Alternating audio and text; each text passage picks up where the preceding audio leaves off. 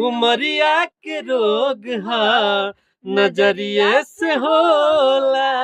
उमरिया के रोग हा नजरिया से होला। चल सनहिया लगावल बहुत बात नइखे, नजरिया चोरावल बहुत बात होला। नमस्कार प्रणाम। हमारे साथ भोजपुरी का बेहतरीन गायिका पलक राज जी है, आप लोग देख रहे हैं। अच्छा पलक राज जी, भोजपुरी में आप किस सिंगर को फॉलो करती है?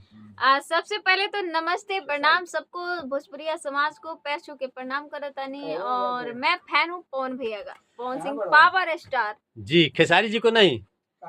उनको भी मानती हूँ, वो भी अपने जगह पे अच्छे हैं, पर अच्छा गाते कौन अच्छा है? झमकाला थोड़ी ना हुई। कौन अच्छा गाते हैं भोजपुरी में? और ये तो कहने की बात नहीं है, सभी जानते हैं कि पवन भैया पावर स्टार जी। तो एक गाना हो जाइए पवन सिंह जी का। बिल्कुल बिल्कुल।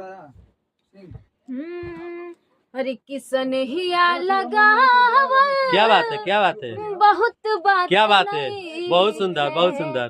किसन हिया लगावल बहुत बात नइखे, नजरिया चोरावल बहुत बात होला। नजरिया चुरावल बहुत बात होला। अरे कि समझे न पाने तोहार असली इरादा। क्या बात है, क्या बात है। रूपवा के जाल में धरा गई दादा।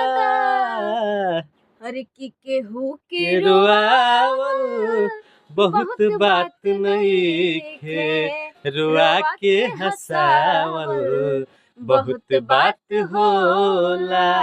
सनहिया लगावल बहुत बात नइखे, नजरिया चुरावल बहुत बात होला।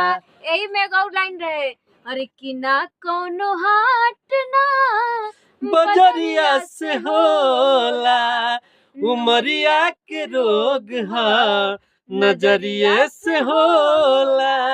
उमरिया के रोग हा नजरिया से होला।